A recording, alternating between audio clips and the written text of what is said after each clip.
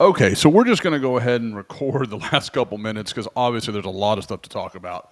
We'll start here with Robert Spears Jennings not fumble, I'm sorry, onside kick recovery. Just unbelievable snag. This is unbelievable stuff. So he definitely gets some fireworks right here. It's a great kick by the kicker. I mean, it's executed really well by Tennessee.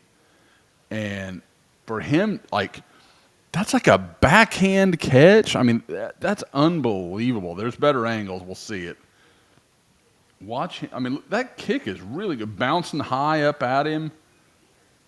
That's just a monster of a catch. I wouldn't blame good receivers for not making that catch. And I mean, again, for those that don't know Robert's history, was a really, really good high school receiver. Actually was committed to play wide receiver at Ole Miss before Oklahoma decided to recruit him as a defensive back. So there's a lot in play there.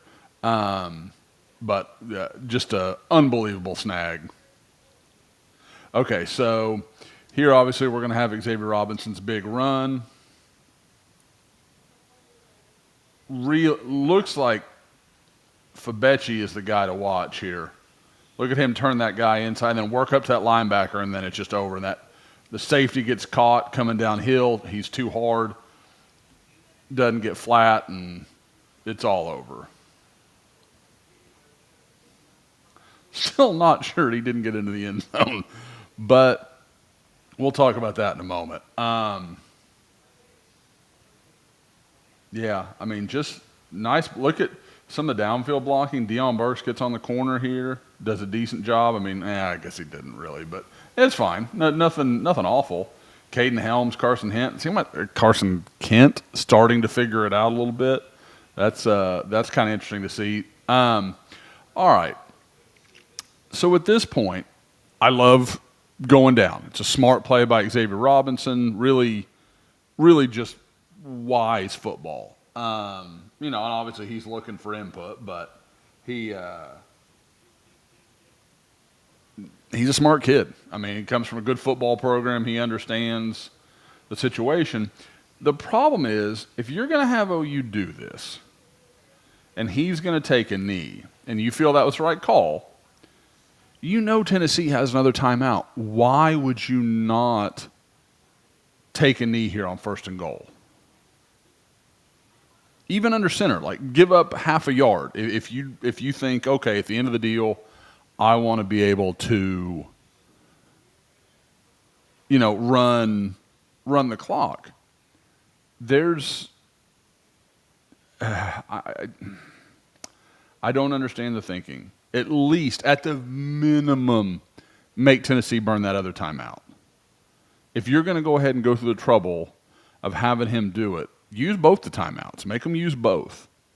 And if they don't, the game's over, and you don't have to do anything else. Take a couple more knees, and the game's over.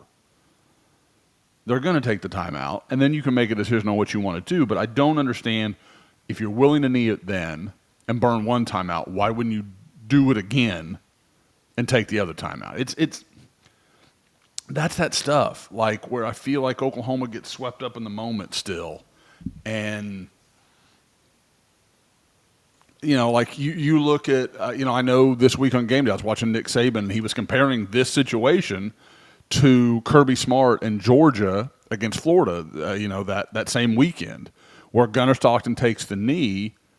They don't try to run any more plays. They don't try to do anything. They just run out the clock on Florida. Now, Florida had no timeouts, and I get that makes the situation a little different, but it's still the same basic idea. If you're going to take the knee, take all the clock you can take. Because, again, this thing could still have gone sideways on OU. Tennessee's recovered onside from this thing being a very different situation. Because we all know Tennessee's going to go score one more time, make this a one-score game. It's one of those things where because you got away with it, people are forgetting it. But I'm just saying I don't know that it's not a problem. I think it might have. I think OU might have got a little lucky that it didn't become a bigger issue. But anyway, let's move on. Watch some more of the game here.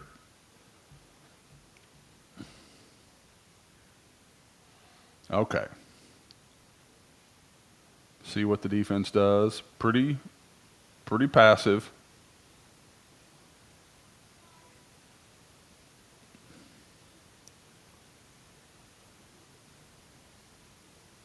All right.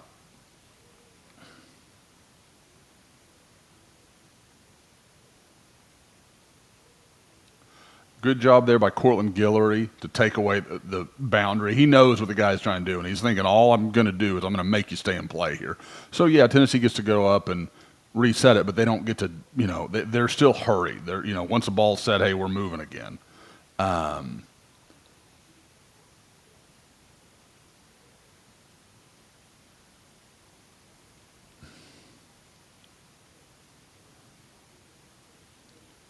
OU gets lucky there. That should have been a touchdown. I mean, again, stuff happens. Everybody gets lucky. I'm not saying it's like exclusive to Oklahoma. It could have been a worse play than it was. I like OU starting to heat him up. They're like, okay, we've sat back, we've watched you do this. Now we're gonna come after you a little bit. Again, there's a point when you're being too aggressive, but you got to show him something different. If just sitting back there, you're not getting home with just your 4.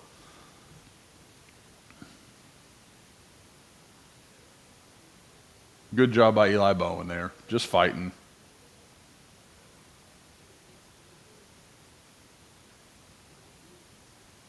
Okay, so again, Tennessee still has that timeout, still has not been used. Has 47 seconds, and they got an onside, and they've proven they can kick a pretty good onside. These are concerning things.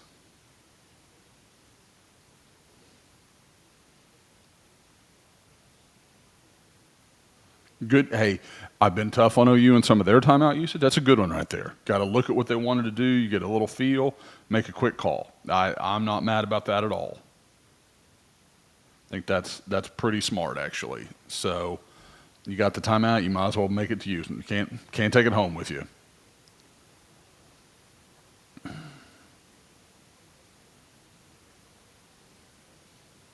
Nice job there by Ivan Carrion. Again, just going and attacking the football. I think and you hear a lot of coaches tell you that. That's when you've got a chance. When you wait for it, let it come to you, that's when chaos seems to ensue. So again, here OU is. They could again, like you just, and I hate to be negative and like focus on it but it's one of those things where if it goes a different way, we're having a very different conversation about the end of game management. And OU's, they got to think about that stuff. They got to think about how they want to manage that because that felt like a gut decision rather than playing by the numbers. And what's the reason for that? I don't know. So we'll have to see. But anyway, that is the end of the game. I got a little more to do here. I've got 2 little reels I'm going to put together. One I've been teasing. The other one is just kind of fun, and I want to do it. So we'll get to both of them.